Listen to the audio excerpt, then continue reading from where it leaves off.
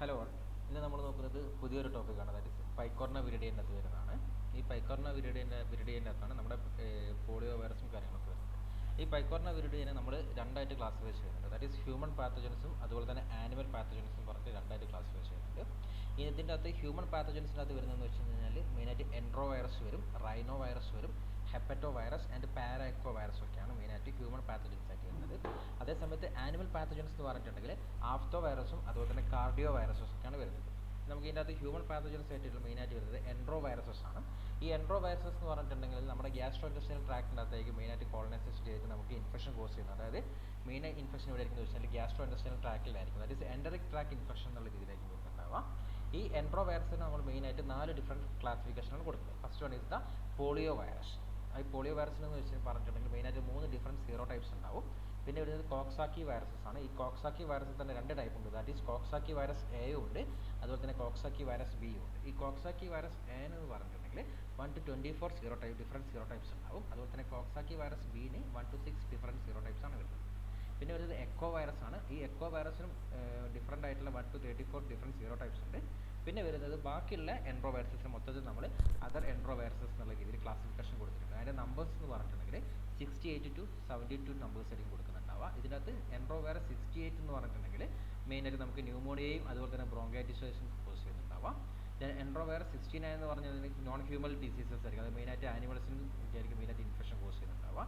അതേസമയത്ത് entero virus 70 എന്ന് പറഞ്ഞിട്ടുണ്ടെങ്കിൽ അക്യൂട്ട് ഹെമറേജിക് കൺജങ്ക്റ്റിവൈറ്റിസ് ആയിരിക്കും. അതായത് നമുക്ക് വൈറൽ കൺജങ്ക്റ്റിവൈറ്റിസ് കോസ് ചെയ്യുന്ന ഒരു ഓർഗാനിസംസ് ആയിരിക്കും എൻട്രോ വൈറസ് 70 എന്ന് പറഞ്ഞിട്ടുണ്ടെങ്കിൽ.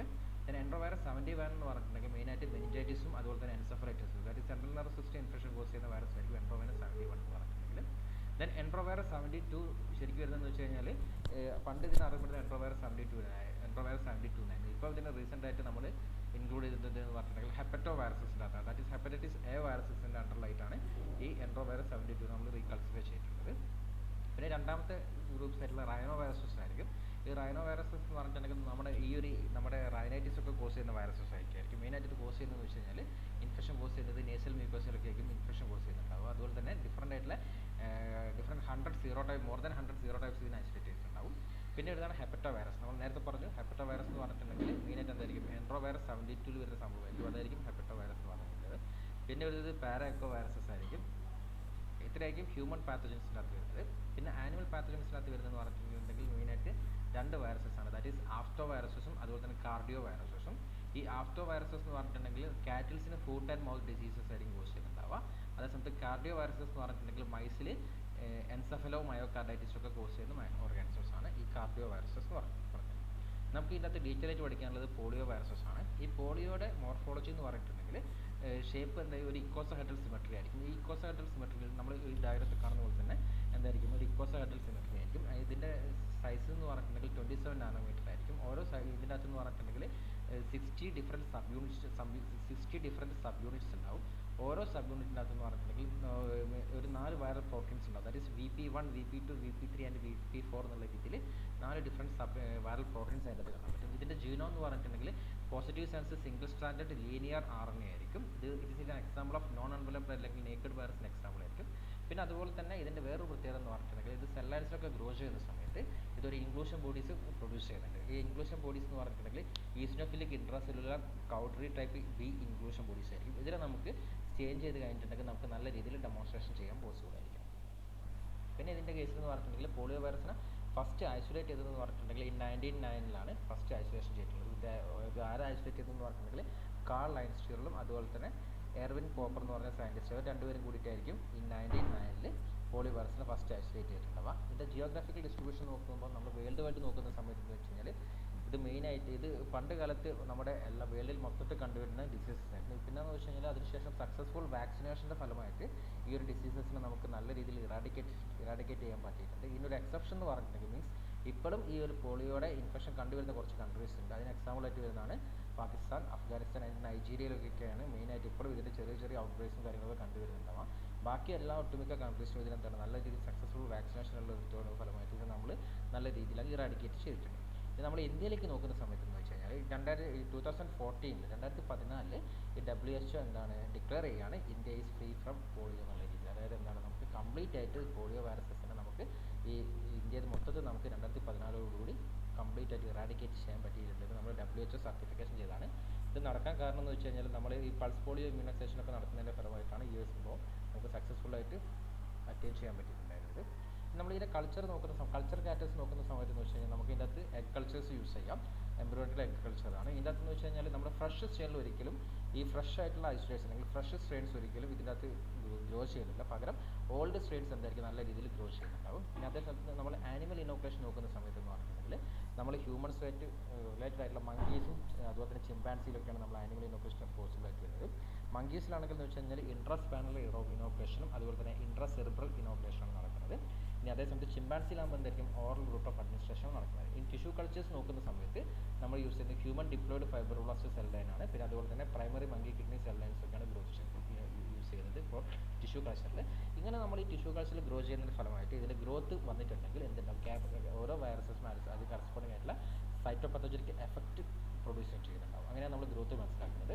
ഇവിടെ എന്ന് പറഞ്ഞിട്ടുണ്ടെങ്കിൽ വിത്തിൻ 2 to 6 ഡേയ്സിനുള്ളിൽ തന്നെ എന്തെങ്കിലും ഈ സെൽ മോണോലേസിൽ അൾട്രേഷൻ അല്ലെങ്കിൽ CPE പ്രൊഡ്യൂസ് ചെയ്തിട്ട് അതിൻ്റെ ക്യാരക്ടറിസ്റ്റിക് ആയിട്ടുള്ള അപ്പിയറൻസ് കാണാൻ പറ്റും. ഇതിൻ്റെ CPE എന്ന് പറഞ്ഞിട്ടുണ്ടെങ്കിൽ ഒന്നുകിൽ സെൽ റൗണ്ടനിങ് ആയിരിക്കും, അല്ലെങ്കിൽ പൈഗ്നോട്ടിക് ഫോംസ് അല്ലെങ്കിൽ റിഫ്രാക്റ്റൽ ഫോംസ് ഒക്കെ ആയിട്ടായിരിക്കും നമുക്ക് ഈ സെൽസിൻ്റെ അൾട്രേഷൻ കാണുന്നുണ്ടാവാം.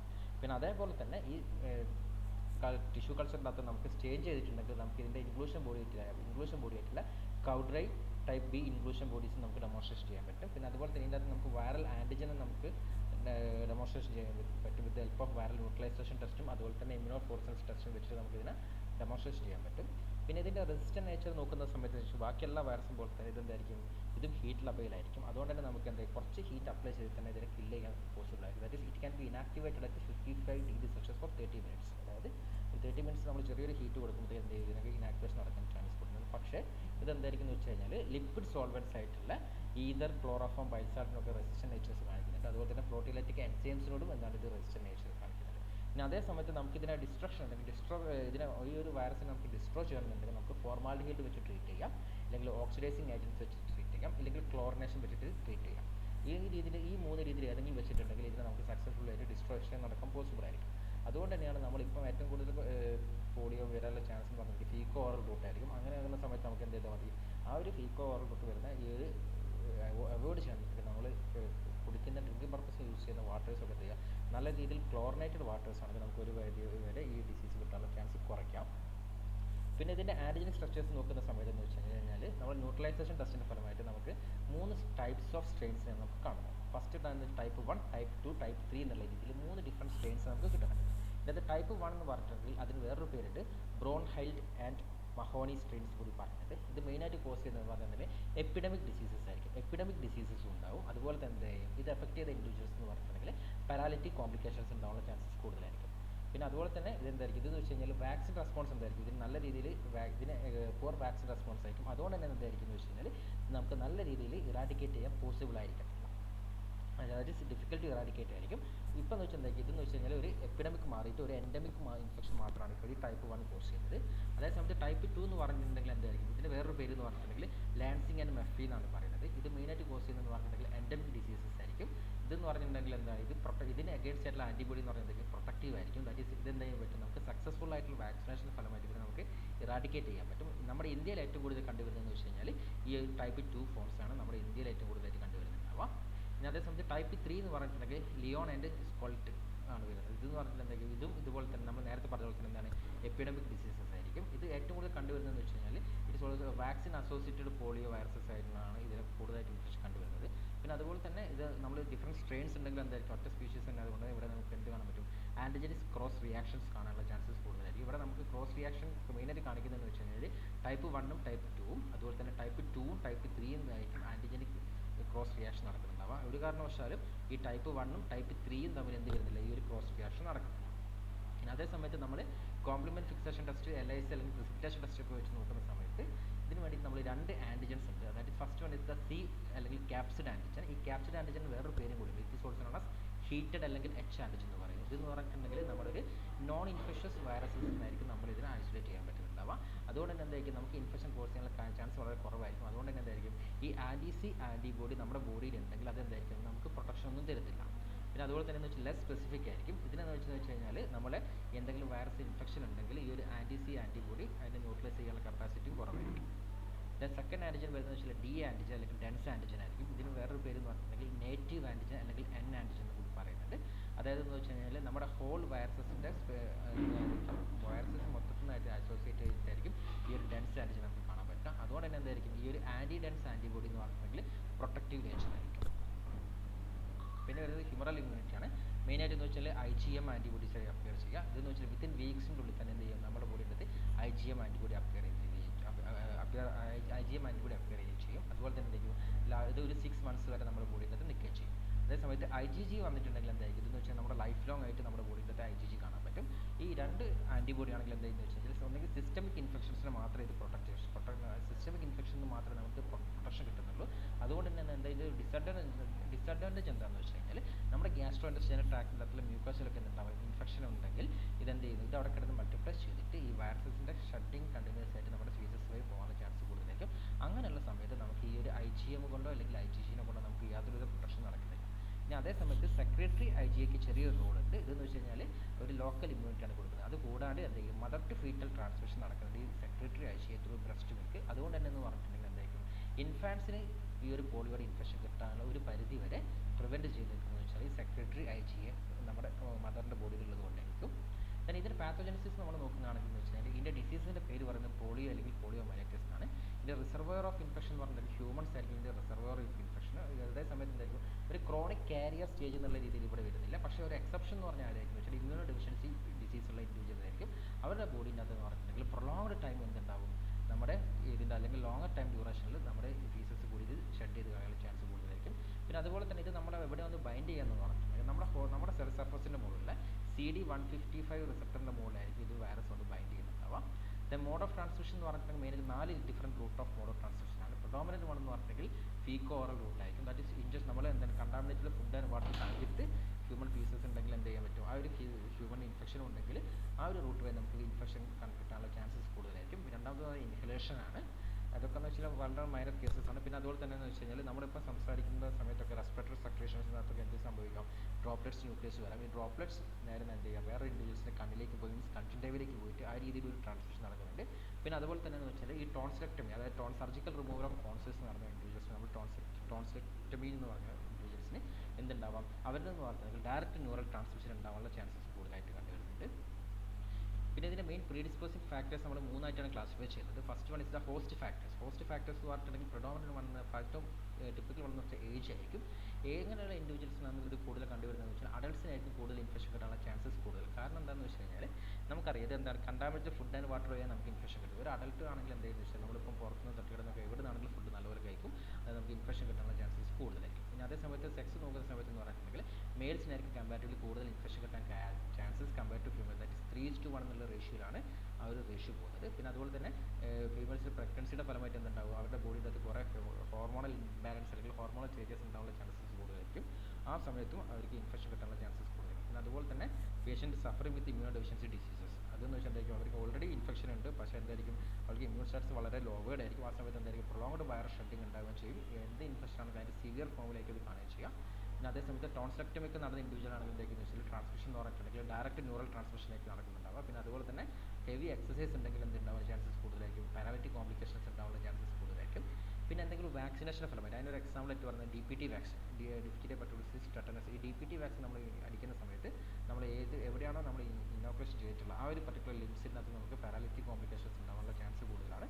പിന്നെ അതുപോലെ തന്നെ ട്രോമ വഴിയും ആണെങ്കിൽ ഇത് സ്പ്രെഡ് ആവാം. പിന്നെ ഏജൻറ്റ് ഫാക്ടേഴ്സ് എന്ന് പറഞ്ഞിട്ടുണ്ടെങ്കിൽ ഡോസ് ഓഫ് ഇൻഫെക്ഷൻ ആണ്. അതായത് നമ്മുടെ എത്രത്തോളം വൈറൽ ലോഡ് നമ്മുടെ ബോഡിൻ്റെ അകത്തേക്ക് കയറിയിട്ടുണ്ട് അതിനെ ഡിപ്പെൻഡ് ചെയ്യും. Second one is the virulent or avirulent strains. അതായത് നമ്മുടെ ബോഡിനകത്തേക്ക് എൻ്റർ ചെയ്ത വൈറസസിന് ഈ ഒരു പാത്തജനിക് ഒരു ഡിസീസ് കോസ് ചെയ്യാനുള്ള കപ്പാസിറ്റി ഉണ്ടോ ഇല്ലെങ്കിൽ ഡിസീസ് കോസ് ചെയ്യാനുള്ള കപ്പാസിറ്റി മീൻസ് കപ്പാസിറ്റി കുറവാണ്. ദാറ്റ് ഇസ് വിർലൻ്റ് സ്ട്രെയിൻ ആണോ എവിർലൻ്റ് സ്ട്രെയിൻ ആണോ നോക്കും. പിന്നെ അതുപോലെ തന്നെ നമ്മുടെ ബോഡിൻ്റെ അകത്തേക്ക് എൻ്റർ ചെയ്ത വൈറസസിലെ സ്ട്രെയിൻസ് ദാറ്റ് ഇസ് നമ്മൾ നേരത്തെ പറഞ്ഞിട്ടുണ്ട് ടൈപ്പ് 1 ടൈപ്പ് 2 ടൈപ്പ് 3 എന്നുള്ള ഡിഫറെൻറ്റ് ടൈപ്സ് ഉണ്ടെന്ന് പറഞ്ഞിട്ടുണ്ട്. അത് ഇതിനകത്ത് ടൈപ്പ് 1ഉം ടൈപ്പ് 3 എന്ന് പറഞ്ഞിട്ടുണ്ടെങ്കിൽ എപ്പിഡമിക് ഡിസീസും അതുപോലെ സമയത്ത് ടൈപ്പ് 2 എന്ന് പറഞ്ഞാൽ എൻഡമിക് ഡിസീസ് ആയിരിക്കും കോസ് ചെയ്യുന്നുണ്ടാവും. പിന്നെ അതേ സമയത്ത് എൻവയോൺമെൻറ്റൽ ഫാക്ടേഴ്സ് എന്ന് പറഞ്ഞിട്ടുണ്ടെങ്കിൽ rainy season cold environment over ക്രൗഡിങ്ങും പുവർ സാനിറ്റേഷൻ ഒക്കെ ആയിരിക്കും ഈ ഒരു ഡിസീസ് കിട്ടാനുള്ള പ്രീഡിസ്പോസിങ് ഫാക്ടേഴ്സ് എന്ന് പറഞ്ഞിട്ടുണ്ട്. ഇപ്പോൾ നമ്മൾ പാത്തോജനസ് മെക്കാനിസം ഡീറ്റെയിൽ ചെയ്ത് നോക്കാം. അപ്പോൾ വൈറസ് എന്താണ് നമ്മുടെ ഗ്യാസ്ട്രോ ഇൻറ്റെസ്റ്റിനൽ ട്രാക്റ്റിനകത്തുണ്ട്. ദെൻ മെയിനായിട്ട് ഇത് സ്പ്രെഡ് ചെയ്യുന്നത് 2 രീതിയിലാണ്. ഫസ്റ്റ് വൺ ഇസ് ദ ഹെമറ്റോജനസ് റൂട്ടും അതുപോലെ തന്നെ second one is the neural റൂട്ടും. ഈ ഹെമറ്റോജനസ് റൂട്ടാണ് ഏറ്റവും കൂടുതലായിട്ട് കണ്ടുവരുന്നത്. ഇതെങ്ങനെ സംഭവിക്കുന്നത് നോക്കാം. അപ്പോൾ നമ്മുടെ ഗ്യാസ്ട്രോഇന്റെസ്റ്റിനൽ ട്രാക്റ്റിനകത്ത് ആദ്യം നമ്മുടെ വൈറസസ് ഉണ്ട്. അന്നേരം എന്ത് സംഭവിക്കുന്നത് വെച്ച് കഴിഞ്ഞാൽ ഇതിന് അണ്ടർലൈൻ ആയിട്ടുള്ള റീജിയണൽ ലിംഫ് നോഡ്സിലേക്ക് എന്ത് ചെയ്യുന്നു, വൈറസ് പതുക്കെ ട്രാവൽ ചെയ്ത് പോവുകയാണ് ചെയ്യുന്നത്. അങ്ങനെ റീജിയണൽ ലിംഫ് നോഡിൽ എത്തിക്കഴിഞ്ഞതിന് ശേഷം എന്ത് ചെയ്യുന്നു, ഇതിന് അണ്ടർലൈൻ ആയിട്ടുള്ള അതിന് കറസ്പോണ്ടിങ് ആയിട്ടുള്ള ബ്ലഡ് സ്ട്രീമിലേക്ക് എൻ്റർ ചെയ്യുന്നു. വൈറസ് ഫസ്റ്റ് ബ്ലഡ് സ്ട്രീമിൽ എൻ്റർ ചെയ്യുന്ന സമയത്ത് നമ്മളതിന് എന്തെന്ന് പറയുന്നു, പ്രൈമറി വൈറമിക് ഫേസ് എന്നുള്ള രീതിയിൽ പറയും. ഈ പ്രൈമറി വൈറമിക് എത്തിയതിന് ശേഷം മീൻസ് എന്താണ്, ബ്ലഡിൻ്റെ അകത്ത് ചെറിയ എമൗണ്ടിൽ വൈറസസ് ഉണ്ട്. then അതിനുശേഷം എന്തെന്ന് വെച്ചാൽ ഈ വൈറസ് പതുക്കനെ ബ്ലഡ് കൂടി പതുക്കനെ നമ്മുടെ റെറ്റിക്കുലർ എൻഡോത്തീലിയൽ സിസ്റ്റത്തിലേക്ക് എത്തിയിട്ട് അവിടെ കിടന്ന് മൾട്ടിപ്ലിക്കേഷൻ നടക്കും. ദെൻ റെറ്റിക്കുലർ എൻഡോത്തീലിയൽ RES എത്തിക്കഴിഞ്ഞ ശേഷം അവിടെ കിടന്ന് മൾട്ടിപ്ലിക്കേഷൻ ചെയ്തതിന് ശേഷം ഈ വൈറസ് വീണ്ടും എങ്ങോട്ടേക്ക് എത്തുന്നത്, ബ്ലഡ് സ്ട്രീമിലേക്കാണ് ചെയ്യുന്നത്. അതായത് സെക്കൻഡറി വൈറമിക് ഫേസിലേക്ക് എത്തുന്നത്. ഈ സെക്കൻഡറി വൈറമിക് ഫേസ് എത്തുന്ന സമയത്ത് നമ്മുടെ ബോഡിൻ്റെ അകത്ത് എന്തായിരിക്കും, വൈറസസിൻ്റെ ലോഡ് വളരെ കൂടുതലായിരിക്കും. അങ്ങനെ സെക്കൻഡറി വൈറമിക് ഫേസ് എത്തിക്കഴിഞ്ഞതിന് ശേഷം ഈ വൈറസിന് എന്ത് കോസ് ചെയ്യുന്നു, നമ്മുടെ ബ്ലഡ് ബ്രെയിൻ ബാരിയർ ക്രോസ് ചെയ്യാനുള്ള കപ്പാസിറ്റി ഉണ്ടാവും. അങ്ങനെ ബ്ലഡ് ബ്രെയിൻ ബാരിയർ ക്രോസ് ചെയ്തിട്ട് നമ്മുടെ സെൻട്രൽ നെർവസ് സിസ്റ്റത്തിൻ്റെ അകത്തേക്ക് ഇൻഫെക്ഷൻ കോസ് ചെയ്യുകയാണ് ചെയ്യുന്നത്. ഇതാണ് ഏറ്റവും കൂടുതലായിട്ട് കണ്ടുവരുന്ന റൂട്ട്. ദാറ്റ് ഈസ് ഹെമറ്റോജിനസ് സ്പ്രെഡ് എന്നുള്ള രീതിയിൽ. സെക്കൻഡ് വൺ എന്താണ്, ന്യൂറൽ സ്പ്രെഡ് ആണ്. ഈ ന്യൂറൽ സ്പ്രെഡ് എന്ന് പറഞ്ഞിട്ടുണ്ടെങ്കിൽ എല്ലാ ഇൻഡിവിജ്വൽസും കണ്ടുവരുന്നില്ല. നോർമലി കാണുന്നതെന്ന് പറഞ്ഞിട്ടുണ്ടെങ്കിൽ നമ്മുടെ ടോൺസിലിൻ്റെ surgical remove, that is tonsillectomy ചെയ്ത് കഴിഞ്ഞ ഇൻഡിവിജ്വൽസിനാണ് സ്പ്രെഡ് വരുന്നത്. വിത്ത് ദ ഹെൽപ്പ് ഓഫ് എങ്ങനെയായിരിക്കും എന്ന് വെച്ചിട്ടുണ്ടെങ്കിൽ ഗ്ലോസോഫാരഞ്ചൽ നെർവ് വഴി നേരെ എവിടെ എത്തുന്നത്, ടോൺസിലർ ഫോസിലേക്ക് സ്പ്രെഡ് ചെയ്ത് വരികയാണ് ചെയ്യുന്നത്. ഇതിന് ഇൻക്യുബേഷൻ പീരീഡ് എന്ന് പറഞ്ഞിട്ടുണ്ടെങ്കിൽ 2 weeks ആയിരിക്കും ഇതിൻ്റെ ഇൻക്യുബേഷൻ പീരീഡ് എന്ന് പറഞ്ഞിട്ടുണ്ടെങ്കിൽ. ഇവിടെ കാണിച്ചതെന്ന് വെച്ച് കഴിഞ്ഞാൽ ഇതിൻ്റെ സ്കീമാറ്റിക് റെപ്രസെൻറ്റേഷൻ. അതായത് നമ്മൾ എന്താ ചെയ്യുന്നത്, നമ്മൾ ഫുഡ് കഴിക്കുന്ന സമയത്ത് നമ്മളെ ഗ്യാസ്ട്രോഇന്റെസ്റ്റിനൽ ട്രാക്റ്റിൻ്റെ അകത്ത് വൈറസസ് ഇൻവേഷൻ നടക്കുന്ന അവിടെ മൾട്ടിപ്ലിക്കേഷൻ നടക്കുന്നുണ്ട്. ഇതിനെന്ത് ചെയ്യുന്നു, അത് പതുക്കനെ അതിന് അണ്ടർലൈനിലായിട്ടുള്ള regional lymph node, that is mesenteric lymph നോഡ്സിലേക്ക് പതുക്കെ എൻ്റർ ചെയ്തിട്ട് അവിടെ കിടന്ന് മൾട്ടിപ്ലിക്കേഷൻ നടക്കുന്നു. ദെൻ അത് നേരെ എങ്ങോട്ടേക്ക് എത്തുന്നു, ബ്ലഡിൻ്റെ അകത്തേക്ക് എത്തിയിട്ട് പ്രൈമറി വൈറമിക് കണ്ടീഷൻ എന്നുള്ള രീതിയിലേക്ക് എത്തുന്നു. ദെൻ പ്രൈമറി വൈറമിക് കേസിൽ ഇത് നേരെ എങ്ങോട്ടേക്ക് പോകുന്നത്, നമ്മുടെ റെറ്റിക്കുലർ എൻഡോത്തീലിയൽ സിസ്റ്റം അല്ലെങ്കിൽ ലിവർ സ്ക്രീനിൻ്റെ അകത്തേക്ക് എത്തിക്കിടന്നിട്ട് അവിടെ കിടന്ന് എന്ത് ചെയ്യുന്നത്, നല്ല രീതിയിൽ റാപ്പിഡ് മൾട്ടിപ്ലിക്കേഷൻ നടന്നിട്ട് എന്ത് ചെയ്യുന്നത്, ഇതിൻ്റെ നമ്പേഴ്സൊക്കെ കൂടിയിട്ട് വീണ്ടും ബ്ലഡ് സ്ട്രീമിലേക്ക് എൻ്റർ ചെയ്യുകയാണ് ചെയ്യുന്നത്. ദാറ്റ് ഈസ് സെക്കൻഡറി വൈറമിക് ഫേസിലേക്ക് എത്തുകയാണ് ചെയ്യുന്നത്. പിന്നെ സെക്കൻഡറി വൈറമിക് ഫേസിൽ എത്തിക്കഴിഞ്ഞ സമയത്ത് എന്തായിരിക്കും, ഇവിടെ എന്ന് വെച്ച് കഴിഞ്ഞാൽ വൈറസസിൻ്റെ ലോഡ് വളരെ കൂടുതലായിരിക്കും. പിന്നെ അതിനുശേഷം ഇത് പതുക്കെ നമ്മുടെ ബ്ലഡ് ബ്രെയിൻ ബാരിയർ ക്രോസ് ചെയ്തിട്ട് നേരെ സെൻട്രൽ നെർവസ് സിസ്റ്റത്തിലെത്തിയിട്ട് എന്ത് ചെയ്യുന്നു, അവിടെ നമുക്ക് ഇൻഫെക്ഷൻ കോസ് ചെയ്യുകയാണ് ചെയ്യുന്നത്. ഇതെന്ന് പറഞ്ഞിട്ടുണ്ടെങ്കിൽ അതിൻ്റെ ഡിഫറെൻറ്റ് ഫേസസ് ആണ്. ഫസ്റ്റ് വന്നിട്ടുണ്ടായിരിക്കും അലിമെൻ്ററി ഫേസ് എന്ന് പറഞ്ഞിട്ടുണ്ടെങ്കിൽ നമുക്ക് എന്താണ്, ഓറോഫാരിങ്സ് വഴി നമ്മൾ ഫുഡ് കഴിക്കുന്നു, അതിൻ്റെ അത് എന്തും കൂടി വൈറസ് കൂടി നിൽക്കും, നമ്മുടെ ഗ്യാസ്ട്രോഇന്റെസ്റ്റിനൽ ട്രാക്റ്റിൽ എത്തുന്നു. ദെൻ ഫീസസ് വഴി പുറത്തോട്ട് പോകും. അതാണ് നോർമൽ മെക്കാനിസം. ഇവിടെ എന്ന് പറഞ്ഞിട്ടുണ്ടെങ്കിൽ നമ്മുടെ സ്മോൾ ഇൻഡസ്ട്രിയൽ ട്രാക്റ്റിന് അല്ലെങ്കിൽ ഗ്യാസ്ട്രോഇന്റെസ്റ്റിനൽ ട്രാക്റ്റിനകത്ത് ഓർഗാൻസ് മൾട്ടിപ്ലൈ ചെയ്തിട്ട് അണ്ടർലൈൻ ലിംഫ് നോഡിലേക്ക് എത്തുകയാണ് ചെയ്യുന്നത്. That is lymphatic phase. Second phase ആയിട്ടുള്ള ലിംഫാറ്റിക് ഫേസ് എന്ന് പറഞ്ഞിട്ട് ഒന്നുകിൽ എന്തെങ്കിലും മെസെൻട്രിക് ലിംഫ് നോഡ്സ് വഴി ആയിരിക്കും, അല്ലെങ്കിൽ സെർവിക്കൽ ലിംഫ് നോഡ്സ് വഴി നേരെ എന്തെങ്കിലും ലിംഫിലേക്ക് എത്തുന്നു. ദെൻ ആ ലിംഫ് നോഡിന് ഇത് നേരെ ഇങ്ങോട്ടേക്ക് എത്തുകയാണ് ചെയ്യുന്നത്, ബ്ലഡിൻ്റെ അകത്തേക്ക് എൻ്റർ ചെയ്യുകയാണ്. ദാറ്റ് ഈസ് വൈറമിക് ഫേസ് ആയിരിക്കും. ദാറ്റ് മേ ബി ഒന്നെങ്കിൽ പ്രൈമറി വൈറമിക് ഫേസ് ആയിരിക്കും, അല്ലെങ്കിൽ എന്തെങ്കിലും സെക്കൻഡറി വൈറമിക് ഫേസ് ആയിരിക്കും. പ്രൈമറി വൈറമിക് ഫേസ് ആകുന്ന സമയത്ത് വൈറൽ ലോഡ് വളരെ കുറവായിരിക്കും. സെക്കൻഡറി വൈറമിക് ഫേസ് ആകുമ്പോൾ റാപ്പിഡ് മൾട്ടിപ്ലിക്കേഷൻ ഓഫ് വൈറസസ് ഒക്കെ നടന്നിട്ട് അതിൻ്റെ വൈറൽ ലോഡ് കൂടുതലായിരിക്കും. ദെൻ ഈ സെക്കൻഡറി വൈറമിക് ഫേസിന് ശേഷം എന്ത് ചെയ്യുന്നു, അതായിരിക്കും നമ്മുടെ വൈറമിക് ഫേസ് എന്ന് പറഞ്ഞു കഴിഞ്ഞാൽ. പിന്നെ സെക്കൻഡറി വൈറമിക് ഫേസിന് ശേഷം ഇത് ന്യൂറൽ ഫേസിലേക്ക് മാറുകയാണ് ചെയ്യുന്നത്. അതായത് എന്ത് ചെയ്യുന്നു, ഈ viruses blood brain barrier cross ചെയ്തിട്ട് നമ്മുടെ സെൻട്രൽ നെർവസ് സിസ്റ്റത്തിൽ എത്തിയിട്ട് നമുക്കവിടെ ഈ പാരാലിറ്റിക് കോംപ്ലിക്കേഷൻസിലേക്ക് ലീഡ് ചെയ്യുകയാണ് ചെയ്യുന്നത്. ഇനി ക്ലിനിക്കൽ മാനിഫെസ്റ്റേഷൻസ് എന്ന് പറഞ്ഞിട്ടുണ്ടെങ്കിൽ ഒട്ടുമിക്ക എല്ലാ ഇൻഫെക്ഷൻ എന്തായിരിക്കും, ഇന്നപ്പാരൻറ്റ് ഇൻഫെക്ഷൻസ് അല്ലെങ്കിൽ അസിംറ്റമാറ്റിക് ഇൻഫെക്ഷൻസ് ആയിരിക്കും 90 to 95%. പിന്നെ അതുപോലെ തന്നെ second one is the minor അല്ലെങ്കിൽ അബോർട്ടീവ് ഇൻഫെക്ഷൻ. ഇതെന്ന് പറഞ്ഞിട്ടുണ്ടെങ്കിൽ 4 to 8 ഇൻഫെക്ഷൻസ് എന്തായിരിക്കും, മൈനർ അല്ലെങ്കിൽ അബോർട്ടീവ് ഇൻഫെക്ഷൻസ് ആയിരിക്കും. പിന്നെ ഈ മൈനർ ഇൻഫെക്ഷൻ്റെ കേസിൽ എന്തുണ്ടാവും, പ്രൈമറി വൈറമിക് ഫേസ് ഉണ്ടാവും. അതായത് വെച്ച് കഴിഞ്ഞാൽ ഫസ്റ്റ് ടൈമിൻ്റെ അകത്തേക്ക് ബ്ലഡിൻ്റെ അകത്ത് വൈറസ് എൻ്റർ ചെയ്യുന്നുള്ളൂ. അതിൻ്റെ ഫലമായിട്ട് എന്താവും, മൈനർ സിംറ്റംസ് ആയിട്ടുള്ള ഫീവർ ഉണ്ടാവും, malaise, headache, sore throat, anorexia, myalgia, ഇതൊക്കെ ഉണ്ടാവും. ഇതൊക്കെ എന്ന് വെച്ചാൽ മാക്സിമം ഒരു 1 to 5 ഡേയ്സിനുള്ളിൽ തന്നെ ഫിനിഷ് ആവും. Third one is the non paralytic poliomyelitis ആയിരിക്കും. ഇതെന്ന് പറഞ്ഞിട്ടുണ്ടെങ്കിൽ എന്തായിരിക്കും, ഒരു അസെപ്റ്റിക് മെനിഞ്ചൈറ്റിസ് ആയിരിക്കും. അതായത് ഇതെന്ന് വെച്ചാൽ ഓൺലി 1% ഓഫ് ഇൻഡിവിജ്വൽസിന് മാത്രമേ ഉള്ളൂ ഈ നോൺ പാരലിറ്റിക് പോളിയോമൈലൈറ്റിസ് എത്തുന്നത്. ഇവിടെ എന്ന് പറഞ്ഞാൽ എന്തായിരിക്കും, ബൈഫേസിക് ഫീവർ ആയിരിക്കും. ഈ ബൈഫേസിക് ഫീവർ എന്ന് പറഞ്ഞിട്ടുണ്ടെങ്കിൽ എന്തായിരിക്കും, നമ്മുടെ ECG വേവ്സ് പോലുള്ള ഫീവർ ആയിരിക്കും. അതായത് ആദ്യം ഫീവർ ഉണ്ടാവുന്നു, ആദ്യം നോർമലായിരിക്കും, പിന്നെ എന്തെങ്കിലും ഫീവറിൻ്റെ ഒരു പീക്കിലേക്ക് എത്തുന്നു, വീണ്ടും എന്ത് ചെയ്യുന്നു, പെട്ടെന്ന് താവുന്നു, വീണ്ടും നോർമലിലേക്ക് വരുന്നു, വീണ്ടും പീക്കിലേക്ക് പോകുന്നു. ആ ഒരു രീതിയിലുള്ള ഫേസ് ആയിരിക്കും. That is known as biphasic fever എന്നുള്ള രീതിയിലായിരിക്കും. പിന്നെ അതുപോലെ തന്നെ ഹെഡേക്ക് ഉണ്ടാവും. പിന്നെ ഓൾറെഡി നമുക്കറിയാം എന്താണ് പാരലിറ്റിക് എന്താണ് നമ്മുടെ സെൻട്രൽ നെർവസ് സിസ്റ്റത്തിലാണ് എഫക്ട് ചെയ്യുന്നത്. അതുകൊണ്ട് തന്നെ മെനിഞ്ചൈറ്റിസിൻ്റെ ടിപ്പിക്കൽ ഫീച്ചർ ആയിട്ടുള്ള നെക്ക് സ്റ്റിഫ്നെസ്സും ഉണ്ടാവും. അതുപോലെ തന്നെ നെക്ക് റിജിഡിറ്റി ഒക്കെ ഈ ഒരു ഇൻഡിവിജ്വൽസിന് കാണിക്കുന്നുണ്ടാവും. പിന്നെ വരുന്നതാണ് പാരാലിറ്റിക് പോളിയോമൈലൈറ്റിസ്. ഇതിൻ്റെ ലാസ്റ്റ് കോമൺ ഫോം ആയിരിക്കും. ഇതിൻ്റെ ലാസ്റ്റ് ഫോം ആയിരിക്കും. That is it is one of the least common form ആയിരിക്കും. ലെസ് ദാൻ 1% ഓഫ് ഇൻഡിവിജ്വൽസിന് മാത്രമായിരിക്കും ഈ ഒരു പാരാലിറ്റിക് പോളിയോമൈലൈറ്റിസ് കാണിക്കുന്നുണ്ടാവുക. ദെൻ ഈ ഒരു ഇൻഡിവിജ്വൽസ് എന്ന് പറഞ്ഞിട്ടുണ്ടെങ്കിൽ ഈ പാരാലിസിസ് ഉണ്ടാവുമെന്ന് പറഞ്ഞിട്ടുണ്ടെങ്കിൽ descending asymmetric acute flaccid paralysis that is AFP എന്ന് പറയുന്നത്. Descending asymmetric acute flaccid paralysis ആയിരിക്കും. ഇതിൻ്റെ മെയിൻ സൈറ്റ് ഓഫ് ഇൻവോൾവ്മെൻറ്റ് എന്ന് പറഞ്ഞിട്ടുണ്ടെങ്കിൽ മെയിനായിട്ട് 3 സൈറ്റ് ആയിരിക്കും. ദാറ്റ് ഈസ് സ്പൈനൽ ഉണ്ടാവും, അല്ലെങ്കിൽ ബൾബോ സ്പൈനൽ ഉണ്ടാവും, അല്ലെങ്കിൽ ബൾബർ ഏരിയയിലൊക്കെ ആയിരിക്കും ഇത് മെയിനായിട്ട് കൂടുതലുണ്ടാവുക. പിന്നെ അതുപോലെ തന്നെ ഇവിടെ ശ്രദ്ധിക്കേണ്ട കാര്യം എന്ന് വെച്ച് കഴിഞ്ഞാൽ എഫക്ട് ചെയ്യുന്ന മസിൽസ് എന്ന് പറഞ്ഞാൽ ഫസ്റ്റ് എഫക്ട് ചെയ്യുന്ന മസിൽ എന്ന് പറഞ്ഞിട്ടുണ്ടെങ്കിൽ പ്രോക്സിമൽ മസിൽസ് ആയിരിക്കും ഫസ്റ്റ് എഫക്ട് ചെയ്യുക. അതിനുശേഷം എന്തായിരിക്കും പതുക്കെ ഡിജിറ്റൽ മസിൽ എന്നുള്ള രീതിയിലേക്കായിരിക്കും ഇതാക്കുന്നുണ്ടാവുക. പിന്നെ അതുപോലെ തന്നെ പാരാലിസിസ് സ്റ്റാർട്ട് ചെയ്യും, നമ്മൾ പറഞ്ഞു ന്യൂറോളജിക്കൽ പാരാലിസിസ് ഉണ്ടാവും എന്ന് പറഞ്ഞു. ഈ പാരാലിസിസ് സ്റ്റാർട്ട് ചെയ്യുന്നതെന്ന് പറഞ്ഞിട്ടുണ്ടെങ്കിൽ എപ്പോഴും എവിടെ ആയിരിക്കും നമ്മുടെ ഹിപ്പ് എന്ന് വെച്ചിട്ടേക്ക് പാരാലിസിസ് സ്റ്റാർട്ട് ചെയ്യുന്നുണ്ടാവുക. അതിനുശേഷം ഹിപ്പ് ടുവേർഡ്സ് ദ എക്സ്ട്രിമിറ്റീസ് എന്നുള്ള രീതിയിലേക്ക് പോകുന്നുണ്ടാവുക. ഇതിൻ്റെ ഒരു ടിപ്പിക്കൽ സൈൻ എന്ന് പറഞ്ഞിട്ടുണ്ടെങ്കിൽ ഒരു ട്രൈപോഡ് സൈൻ എന്ന് പറഞ്ഞൊരു ഇതാണ് സിറ്റുവേഷൻ ഉണ്ടാകുന്നത്. ഇതെന്ന് വെച്ചാൽ മെയിനായിട്ട് എന്ന് പറഞ്ഞിട്ടുണ്ടെങ്കിൽ ഈ ഒരു എഫക്ട് ചെയ്ത ഇൻഡിവിജ്വൽസ് എന്ന് പറഞ്ഞിട്ടുണ്ടെങ്കിൽ നമ്മൾ നോർമലി ഇരിക്കാൻ പറ്റത്തില്ല. അതിന് പകരം എന്താ വെച്ചാൽ അവരുടെ ഹിപ്പിൻ്റെ പ്രത്യേകത എന്ന് വെച്ചാൽ എന്തായിരിക്കും, ഈ ഹിപ്പ് എന്ന് പറഞ്ഞിട്ടുണ്ടെങ്കിൽ ഒരു ഫ്ലെക്സ്ഡ് ഹിപ്പായിരിക്കും. അതുകൊണ്ട് നമുക്ക് അവർക്ക് നല്ല രീതിയിൽ ഇരിക്കാൻ പറ്റില്ല. അവർക്ക് ഇരിക്കണം എന്നുണ്ടെങ്കിൽ അവർ 2 കൈ ബാക്കിൽ സപ്പോർട്ട് ചെയ്തിട്ട് മാത്രമേ അവർക്ക് ഇരിക്കാൻ പറ്റില്ല, ഇല്ലെങ്കിൽ അവർ വീഴാൻ ചാൻസ് കൂടുതലായിരിക്കും. പിന്നെ അതുപോലെ തന്നെ ഇതിനകത്ത് ക്രേനിയൽ ഇൻവോൾവ്മെൻ്റ് ഒക്കെ നെർവ്സിൻ്റെ ഒക്കെ ഇൻവോൾവ്മെൻ്റ് ഒക്കെ നല്ല രീതിയിൽ നടക്കുന്നുണ്ടാവും, നല്ല രീതിയിൽ എഫക്റ്റ് ആവുന്നുണ്ടാവും. പക്ഷേ എന്തായിരിക്കും ക്രേനിയൽ ഇൻവോൾവ്മെൻറ്റ് ഉണ്ടെങ്കിൽ നമ്മുടെ സെൻസറി ലോസും കാര്യങ്ങളൊന്നും ഉണ്ടാവില്ല. ഈ ഒരു ഡയഗ്നോസ് ആയിരിക്കും നമ്മൾ നേരത്തെ പറഞ്ഞ ടിപ്പിക്കൽ ട്രൈപോഡ് സിൻഡ്രോം എന്ന് പറഞ്ഞിട്ടുണ്ടെങ്കിൽ ഈ ഒരു ഇമേജസ് കണ്ടാൽ അറിയാൻ പറ്റും. ആ കുട്ടിയുടെ കാലൊക്കെ ലെഫ്റ്റ് സൈഡിലുള്ള കുട്ടിയുടെ കാല് കണ്ടാൽ അറിയാൻ പറ്റും. പിന്നെ അതുപോലെ തന്നെ അവിടെ ഇരിക്കുന്നൊരു ചെറിയൊരു ഗേളുണ്ട്, അവിടെ സിറ്റുവേഷൻ കണ്ടാൽ അവർക്ക് നല്ല രീതിയിൽ ഇരിക്കാൻ പറ്റുന്നില്ല. ഇരിക്കണമെന്നുണ്ടെങ്കിൽ കൈ എപ്പോഴും ബാക്കിൽ സപ്പോർട്ട് ചെയ്തിട്ടുണ്ടാകും. കാരണം കാലിന് ഓൾറെഡി എന്തായിരുന്നു പാരാലിസിസും കാര്യങ്ങളൊക്കെ സംഭവിച്ചിട്ടുണ്ടാവും. പിന്നെ ഹിപ്പിനും സ്റ്റാർട്ട് ചെയ്തിട്ടുണ്ടാവും. അതുകൊണ്ട് അവർക്ക് നല്ല രീതിയിൽ ഇരിക്കാൻ പറ്റില്ല. ഇരിക്കണമെന്നുണ്ടെങ്കിൽ എപ്പോഴും നമ്മുടെ കൈ ബാക്ക് വെച്ച് സപ്പോർട്ട് ചെയ്തിട്ടുണ്ടെങ്കിൽ മാത്രമേ അവർക്ക് ഇരിക്കാൻ പറ്റത്തുള്ളൂ. പിന്നെ ഇതിൻ്റെ ഡെത്ത് റേറ്റ് എന്ന് പറഞ്ഞിട്ടുണ്ടെങ്കിൽ ഒരു 5 to 10% മാത്രമേ ഇതിൻ്റെ ഡെത്ത് റേറ്റ് വരുന്നുള്ളൂ. ഡെത്ത് മെയിനായിട്ട് വരുന്നത് പറഞ്ഞാൽ എന്തായിരിക്കും റെസ്പിറേറ്ററി ഫെയിലിയർ കൊണ്ടായിരിക്കും ഡെത്ത് മെയിനായിട്ട് വരുന്നുണ്ടാവുക. പിന്നെ അതുപോലെ തന്നെ ഈ ഡിസീസ് പ്രോഗ്രഷൻ നമ്മൾ 2 face, that is biphasic courses ആയിട്ട് പറയുന്നത്. ഫസ്റ്റ് ഫേസ് എന്ന് പറഞ്ഞിട്ടുണ്ടെങ്കിൽ ഒരു അസിംപ്റ്റമാറ്റിക് മെനിഞ്ചൈറ്റിസ് ഉണ്ടാവും, പക്ഷേ എന്തായാലും ഇത് ഫുൾ റിക്കവറി ആയിരിക്കും, ഫുള്ളായിട്ട് റിക്കവറി. പക്ഷേ സെക്കൻഡ് ഫേസ് എന്ന് പറഞ്ഞാൽ കുറച്ചുകൂടി സിവിയർ ആയിരിക്കും. ദാറ്റ് ഈസ് എന്തായിരിക്കും ഇങ്ങനെ വന്നതിന് ശേഷം റിട്ടേൺ ടു ഫീവർ, അതായത് എന്ന് വെച്ചാൽ എന്താ വീണ്ടും ഫീവർ വന്നിട്ട് പെട്ടെന്ന് തന്നെ വിത്തിൻ 2 ഡേയ്സിനുള്ളിൽ എന്ത് സംഭവിക്കുക പാരാലിസിസ് വന്ന് കിടന്നുള്ളൂ. അതായിരിക്കും ഇതിൻ്റെ സെക്കൻഡ് ഫേസ് എന്ന് പറയുന്നത്. ഫസ്റ്റ് ഫേസ് വലിയ പ്രശ്നമൊന്നുമില്ല, എന്താണ് ഒരു അസെപ്റ്റിക് മെനിഞ്ചൈറ്റിസ് വരുന്നു, പെട്ടെന്ന് തന്നെ റിക്കവറി ആവുന്നു. സെക്കൻഡ് ഫേസ് എന്ന് പറയുന്നത് എന്തായിരിക്കും വീണ്ടും ഫീവർ വരുന്നു, വീണ്ടും എന്തെങ്കിലും പാരാലിസിസ് എന്നുള്ള രീതി വിത്തിൻ 1 to 2 ഡേയ്സിനുള്ളിൽ എന്ത് സംഭവിക്കുന്നു പാരാലിസിസ് കോംപ്ലിക്കേഷൻ വരികയാണ് ചെയ്യുന്നത്. പിന്നെ വരുന്നത് പോസ്റ്റ് പോളിയോ അട്രോഫി സിൻഡ്രോം ആയിരിക്കും. ഇതെന്ന് പറഞ്ഞിട്ടുണ്ടെങ്കിൽ പണ്ട് നമുക്ക് എന്തുണ്ടാവും പോളിയോ, ഒരാൾക്കിപ്പോൾ പോളിയോയുടെ ഇൻഫെക്ഷൻ വന്നു, അവരൊക്കെ റിക്കവറി ആയി കഴിഞ്ഞു. അതിനുശേഷം ഒരു 20 to 40 ഇയറിന് ശേഷം എന്ന് പറഞ്ഞിട്ടുണ്ടെങ്കിൽ മസിൽ വാസ്റ്റിങ്ങും അതുപോലെ തന്നെ പാരാലിസിസും വരിക. ഇത് ആഫ്റ്റർ സൈഡ് അല്ലെങ്കിൽ ആഫ്റ്റർ എഫക്ട്സ് ഓഫ് പോളിയോ എന്ന് പറഞ്ഞിട്ട് പറയാം. ദെൻ ലാബ് ഡയഗ്നോസിസ് നോക്കുന്ന സമയത്ത് സാമ്പിൾസ് എന്ന് പറഞ്ഞിട്ടുണ്ടെങ്കിൽ നമ്മൾ ത്രോട്ട് സ്വാബ്സ് എടുക്കാം. ഈ ത്രോട്ട് സ്വാബ്സ് എന്ന് പറഞ്ഞിട്ടുണ്ടെങ്കിൽ ഫസ്റ്റ് വീക്ക് ഓഫ് ഇൽനെസ്സിൽ എടുക്കാം. പിന്നെ അതേ സമയത്ത് റെക്ടൽ സ്വാബ് അല്ലെങ്കിൽ സ്റ്റൂൾ സാമ്പിൾ എടുക്കാം. 6 to 8 വീക്സ് വരെയാണ് നമുക്ക് എടുക്കാൻ പറ്റുക. അതേ സമയത്ത് നമുക്ക് CSFൻ്റെ അകത്തുനിന്നും അതുപോലെ തന്നെ ബ്ലഡിൻ്റെ അകത്തുനിന്നും ഓർഗാനിസത്തിന് റിക്കവർ ചെയ്യാന്ന് വെച്ചാൽ വളരെ ബുദ്ധിമുട്ടായിരിക്കും. നമ്മൾ സാമ്പിളൊക്കെ എടുത്ത് ഏത് സാമ്പിളാണെങ്കിൽ നമ്മൾ സാമ്പിളൊക്കെ എടുത്ത് ലാബിലോട്ട് സെൻഡ് ചെയ്യുന്ന സമയത്ത് ട്രാൻസ്പോർട്ട് യൂസ് ചെയ്യുന്ന സമയത്ത് നമ്മൾ ഈ സാമ്പിൾ എന്ത് വേണം ഫ്രോസൺ ആക്കിയിട്ട് വേണം ഈ ഒരു സാമ്പിൾ ട്രാൻസ്ഫർ ചെയ്യാൻ. നമ്മൾ ആനിമൽ ഇനോക്കുലേഷൻ ചെയ്യുന്ന സമയത്ത് പറഞ്ഞിട്ട് നമ്മൾ നോർമലി യൂസ് ചെയ്യുന്ന മങ്കീസിലാണെങ്കിൽ ഇൻട്രാസ്പൈനൽ അല്ലെങ്കിൽ ഇൻട്രാ സെറിബ്രൽ ഇനോക്കുലേഷൻ, ചിമ്പാൻസീസ് ആണെങ്കിൽ ഓറൽ ഇനോക്കുലേഷൻ ആണ് കൊടുക്കുന്നത്. ടിഷ്യൂ കൾച്ചേഴ്സ് നമ്മൾ യൂസ് ചെയ്യുന്നത് primary monkey kidney cell lines അല്ലെങ്കിൽ PMK സെൽ ലൈൻസും human diploid fibroblast cell line ആയിരിക്കും.